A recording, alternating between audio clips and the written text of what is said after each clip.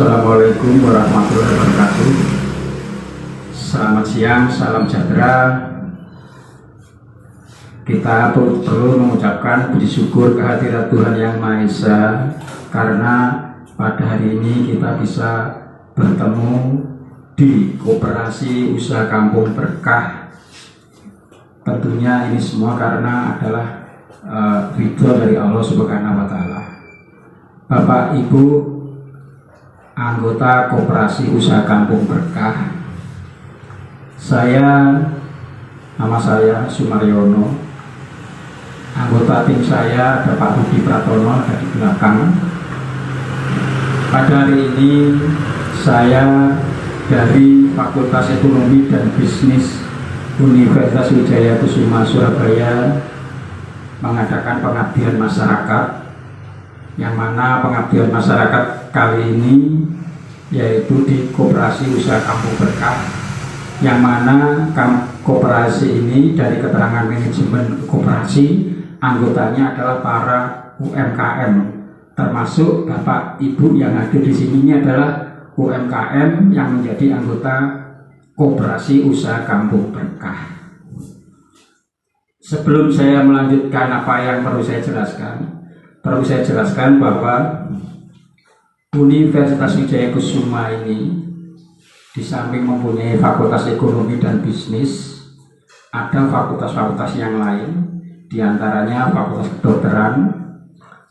Kedokteran Hewan, Fakultas Hukum, Fakultas Sosial dan Politik, Fakultas Ilmu Bahasa, dan Fakultas Teknik. Nah, semua yang fakultas yang ada di Universitas Kusuma ini melaksanakan tridharma perguruan tinggi.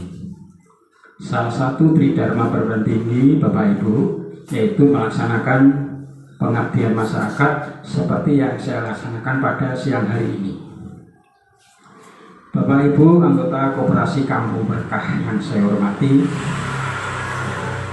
dalam pengabdian masyarakat ini kami tidak hanya memberikan pendidikan saja secara teori, tapi juga melakukan pelatihan, bahkan pendampingan sesuai dengan topik yang ada di dalam banner kami ini, yaitu berkaitan dengan penyusunan laporan keuangan fiskal dan sekaligus penyusunan SPT tahunan bagi pengusaha UMKM anggota Koperasi Usaha Kampung Berkah.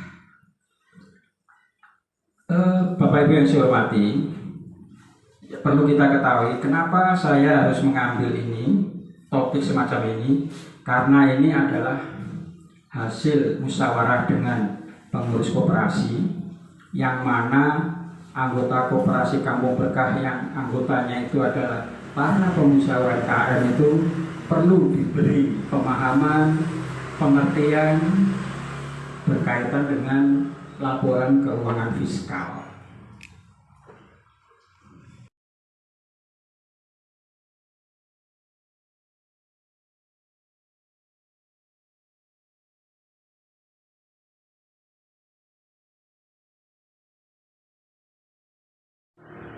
Laporan keuangan itu, Bapak Ibu yang saya hormati, ada laporan keuangan yang menurut akuntansi, ada laporan keuangan yang menurut fiskal atau perpajakan. Kalau laporan keuangan menurut akuntansi itu menyusunnya harus sesuai dengan standar akuntansi yang berlaku umum. Tapi untuk laporan keuangan fiskal, ya tentunya cara menyusunnya harus sesuai dengan peraturan perpajakan. Untuk pengabdian masyarakat pada hari ini, saya akan memfokuskan pada laporan keuangan fiskal sesuai dengan kebutuhan Bapak Ibu.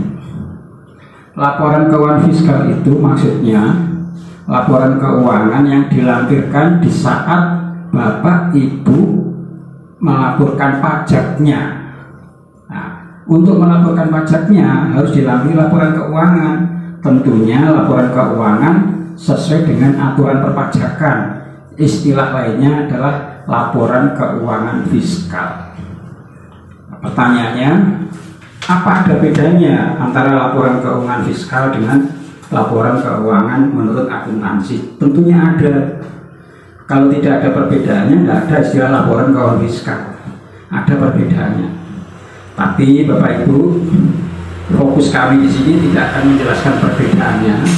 Yang penting Bapak Ibu pengusaha UMKM yang tergabung dalam koperasi usaha kamu berkah ini memahami bagaimana sih laporan keuangan menurut fiskal. Yang terpenting yang dipahami Bapak Ibu dulu ternyata kalau Bapak Ibu melaporkan perpajakan di kantor pelayanan pajak, maka laporan keuangan yang dilampirkan adalah laporan keuangan menurut aturan perpajakan, yaitu laporan keuangan fiskal. Gitu ya Bapak Ibu yang saya hormati. Dari laporan keuangan fiskal ini nanti Bapak Ibu tentunya akan dihitung berapa pajak yang terhutang yang harus dibayar oleh Bapak Ibu. Tapi perlu diketahui Bapak Ibu, ya, laporan keuangan fiskal itu pada intinya juga untuk menentukan besarnya pajak. Tapi namanya pajak itu tidak harus selalu dibayar. Kenapa? Kalau perusahaannya mengalami kerugian, ya kan nggak mungkin membayar pajak.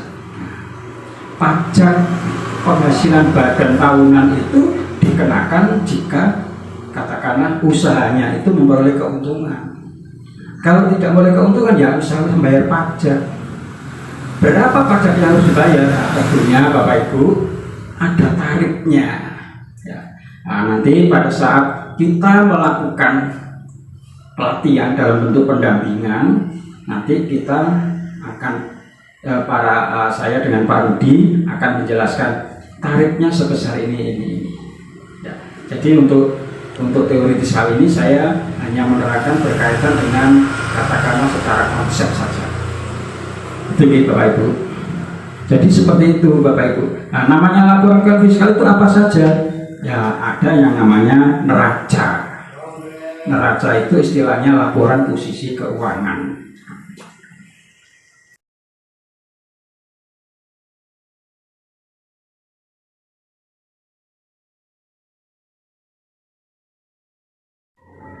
Laporan keuangan tadi ya, diantaranya adalah neraca, istilahnya laporan posisi keuangan. Yang kedua laporan laba rugi atau rugi laba, dan ada lampiran Bapak Ibu namanya adalah lampiran penyusutan aktiva tetap. Nah, semua ini Bapak Ibu yang saya hormati, buatnya nyusunnya harus sesuai dengan peraturan pajak. Bagaimana Pak kalau tidak sesuai dengan peraturan pajak? Ya tentunya ditolak atau ya tidak diterima oleh kantor pelayanan pajak. Ada revisi tentunya karena sudah ada aturannya gitu. Nah, kalau Bapak Ibu sudah menyusun laporan keuangan pajak, baru Bapak Ibu bisa mengisi namanya surat pemberitahuan tahunan, istilahnya SPT tahunan. Nah, SPT tahunan ini nanti digunakan untuk katakanlah melaporkan pajaknya Bapak Ibu. Nah, SPT tahunan ini nanti harus dilampiri dengan laporan keuangan perpajakan tadi yang terdiri dari neraca, laporan laba rugi, dan penyusutan aktiva tetap yang dimiliki oleh perusahaan, oleh usaha Bapak Ibu. Jadi lampirannya itu.